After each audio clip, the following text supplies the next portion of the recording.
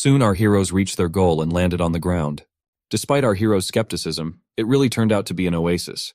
There was a rather large and crystal-clear lake in the middle, with a lot of greenery around it. Now for our heroes, this was just what they needed. Now that they were here, they could relax and regain their strength. Gecko was particularly happy about this, as he could finally set foot on solid ground. Wu soon turned to his daughter and told her to dig it into the ground and then go get some water. Armed with shovels, Gecko and Yin Yun set to work. But as it turned out, someone had been watching them all this time.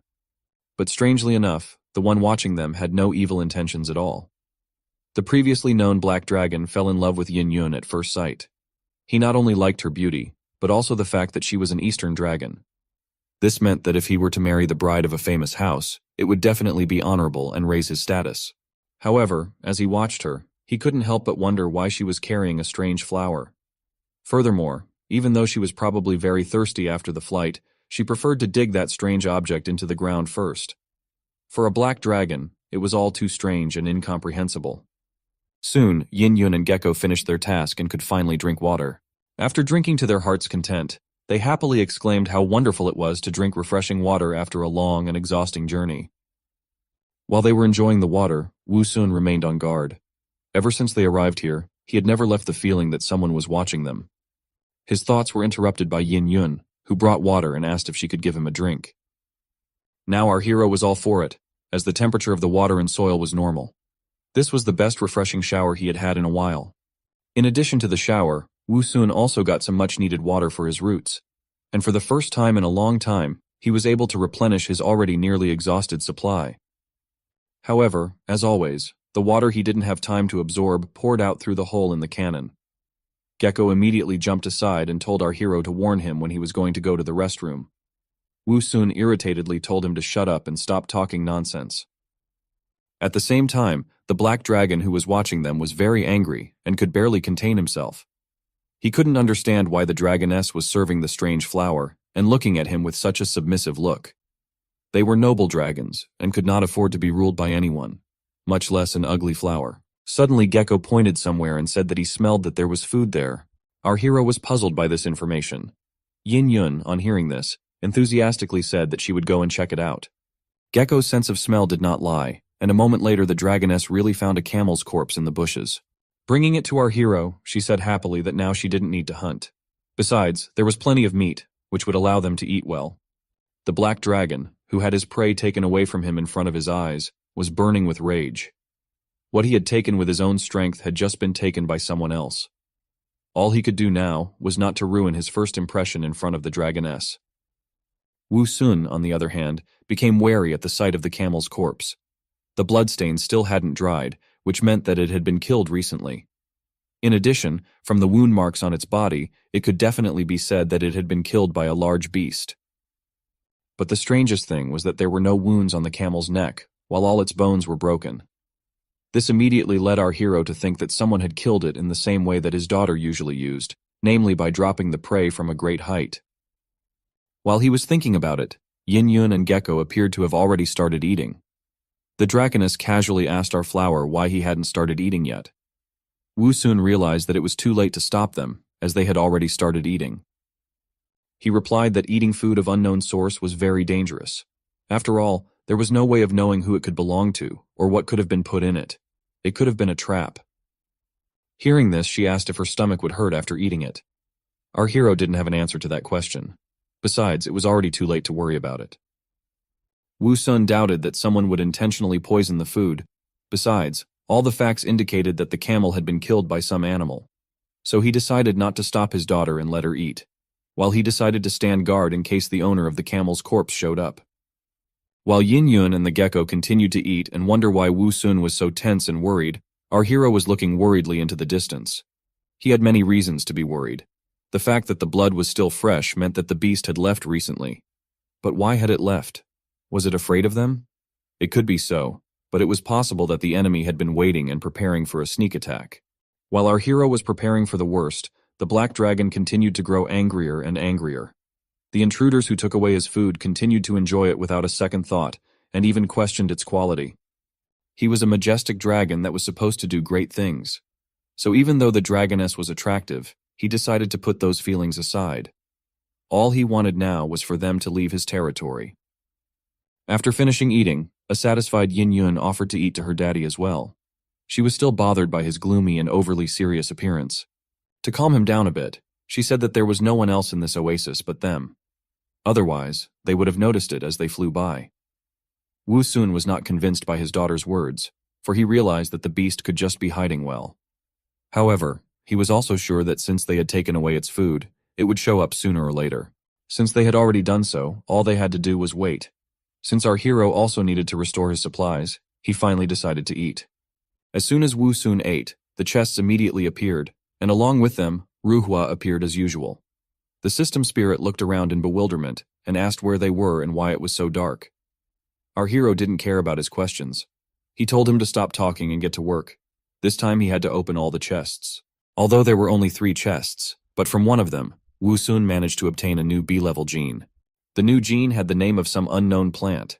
From the information available, it could be infused with the entire body. If we look at the specs, this plant was the most drought-resistant. It could produce new shoots even after several years without water. For the first time in a long time, our hero was really excited about the new gene. After all, now when he would fuse it, he would no longer have to worry about the lack of water. And this was a very pressing problem while they were traveling through the desert. Even if he was bitten by a zombie, it wouldn't be a big problem now. Without a second thought, he ordered the system spirit to proceed with the fusion. As usual, he didn't feel any meaningful change in himself. However, it seemed that the need for water had become not as strong as before. While Wu Sun was trying to understand how his gene worked, Yin Yun asked him what they were going to do with the remaining meat, as there was still quite a lot of it. He immediately discarded the idea of taking it with him, as it would spoil very quickly. Eating flies was not a good idea. Since it was cool at night, it wouldn't spoil. They would have enough leftover food to feed them all day tomorrow, just until they set off again. Hearing this, everyone happily agreed to this plan. Well, or almost all of them. The only exception was the Black Dragon. When he heard that they were going to stay here for another night and day, he was finally angry. His patience was broken. He finally showed himself out of the bushes, and with a fierce growl began to shout that he had already been kind enough and let them eat his food and drink his water. However, the fact that they were going to stay here was already too brazen of them. All he wanted them to do was to get out of his land as quickly as possible. Our heroes were not particularly frightened by the appearance of the Black Dragon. To be more precise, they were just surprised. Wu Sun's assumption that someone had been watching them all this time was confirmed. Turning to him, our hero asked him if he was the one who had killed the camel. The Black Dragon was annoyed that his fierce shout didn't scare anyone. However, he didn't plan to continue his aggression, so he replied in a disgruntled voice that he was. Hearing this, Wu Sun immediately smiled in a friendly manner and began to apologize. He explained that they didn't see anyone near the corpse, so they thought it didn't belong to anyone. Even though he didn't want to confront the dragon, our hero couldn't help but ask why he was secretly spying on them from afar. Was he too afraid to meet them, or was he trying to stealthily attack them? The Black Dragon didn't answer immediately, but only silently shifted his gaze to the perplexed Yin Yun. As if deciding something, he replied in a surly voice that this territory belonged to him, Ben Long. That was why he could do whatever he wanted here. He wasn't going to hold them responsible for eating his food. However, now that they were fed, they should have leave his territory immediately. But just like last time, no one took his serious words seriously. As if not hearing what he was saying, Yin Yun ran up to him and excitedly asked if he was a dragon too. A little embarrassed by this, Ben Long himself forgot what he was talking about. He replied that he was. Confirming her guess, the dragoness asked, puzzled as to why he looked different from her. It was a strange question for a black dragon to ask. However, he patiently explained that it was because there were many kinds of dragons, and he belonged to the noblest of them all, the black dragon species. However, all his words about nobility were shattered by one innocent question from Yin Yun. She noted that he was fat and had small wings, so she couldn't help but ask if he could fly. Although it was a rather rude question, Ben Long was able to restrain himself and simply replied that he was an expert in flying. However, there was no end to the dragoness's questions. This was the first time she had met a member of her species, so it was no surprise that there was a lot she wanted to ask. Looking at the black dragon once more, she asked if all black dragons were as ugly as he was. Although Ben Long tried to hold back, this question was the last straw. He began to shout irritably that he wasn't ugly at all. He began to claim that he was a beautiful and one-of-a-kind dragon that attracted thousands of admirers in his hometown. Now that he was angry and had nothing to lose, he asked the frightened Yin Yun why she, being a noble dragon, was serving a strange flower. The dragoness didn't really understand what he was talking about. Looking at her daddy, who the black dragon was pointing at, she replied that it was her father. Now it was Benlong's turn to wonder at the absurdity of her words. He couldn't believe that she believed she could be related to this flower if they weren't even the same species. He had never met a dragon so stupid before.